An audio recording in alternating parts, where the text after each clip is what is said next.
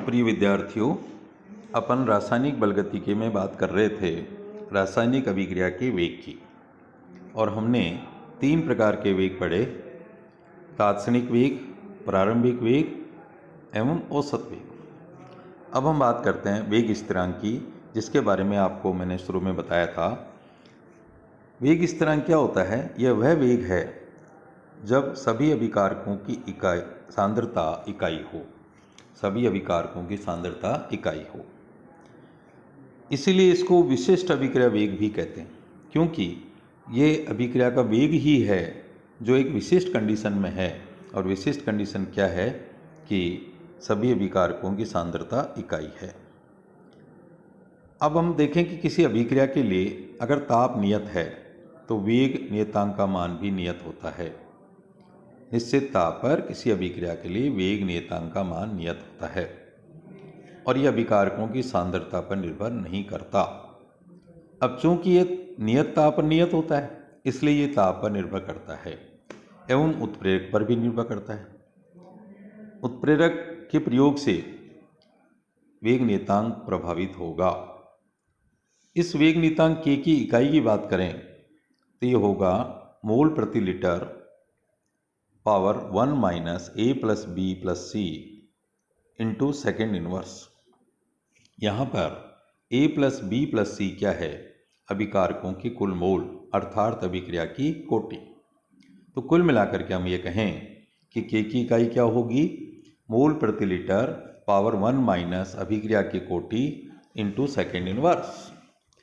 अब हम एक सवाल छोटा सा देखें इसको समझने के लिए कि अभिक्रिया है a प्लस 2b प्लस 3c इक्वल टू उत्पाद। उसके लिए k की इकाई क्या होगी?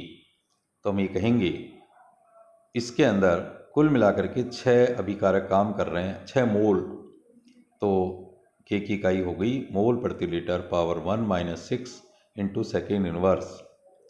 इसलिए मोल पावर माइनस 5, लीटर पावर 5, क्योंकि नीचे से ऊपर जाएगा तो प्लस हो जाएगा, और सेकेंड इनवर्स। क्लियर? अब हम अगले हेडिंग की बात करते हैं, अभिक्रिया के वेग को प्रभावित करने वाले कारक।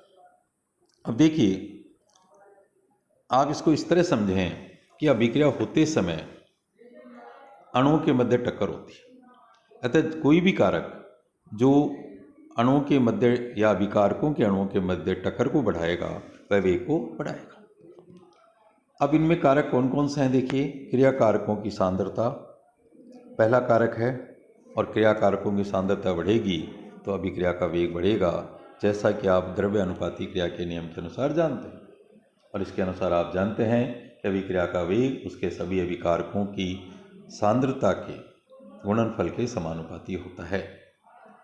नंबर 2, क्रिया कारकों की सतह का क्षेत्रफल। जब क्षेत्रफल बढ़ेगा तो टक्कर बढ़ेगी, और टक्कर बढ़ेगी तो वेग बढ़ेगा।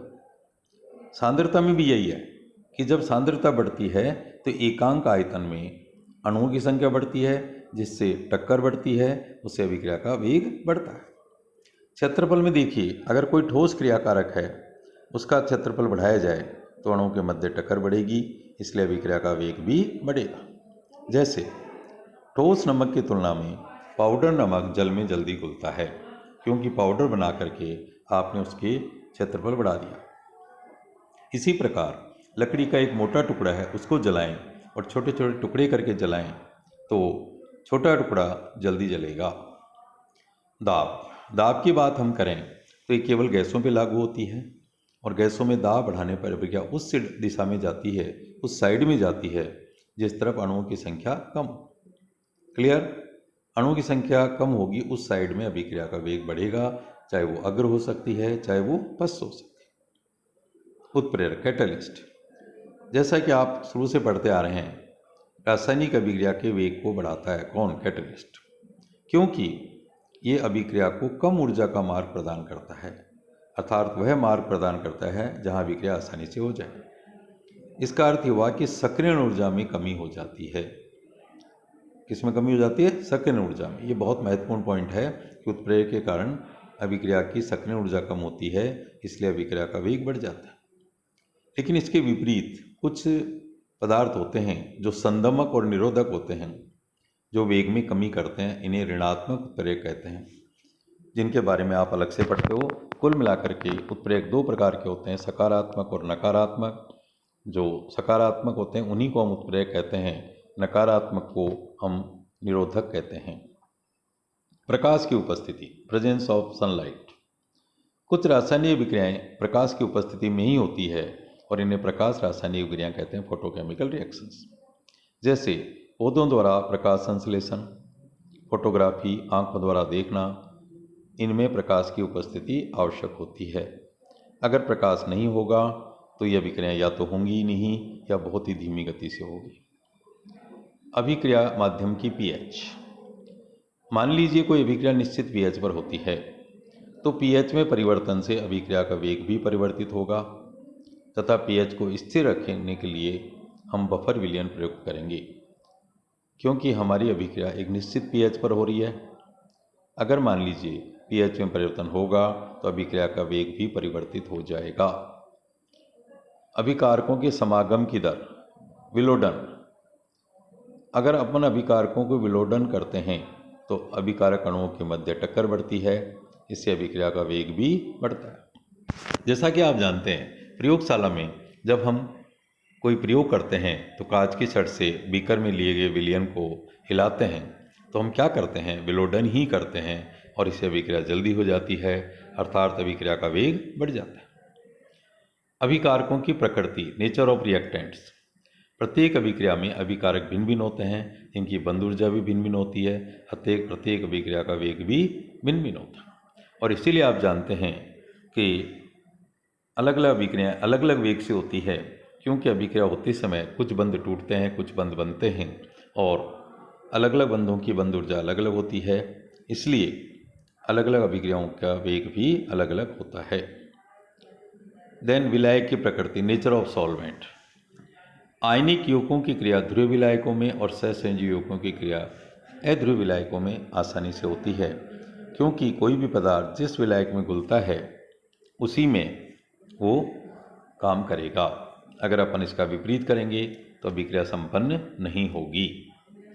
ताप का प्रभाव, सामान्यतः ताप बढ़ाने पर अभिक्रिया का वेग बढ़ता है। हम सामान्यतः शब्द का इस्तेमाल कर रहे हैं क्योंकि हमेशा ऐसा होना जरूरी नहीं है, क्योंकि ताप बढ़ाने पर क्रियाकारकों की गतिज ऊर्जा बढ़ती है, काइनेटिक एनर्जी, जिससे प्रति सेकंड प्रभावी टक्करों की संख्या बढ़ती है। क्या बढ़ती है? प्रति सेकंड प्रभावी टक्करों की संख्या। Effective collisions.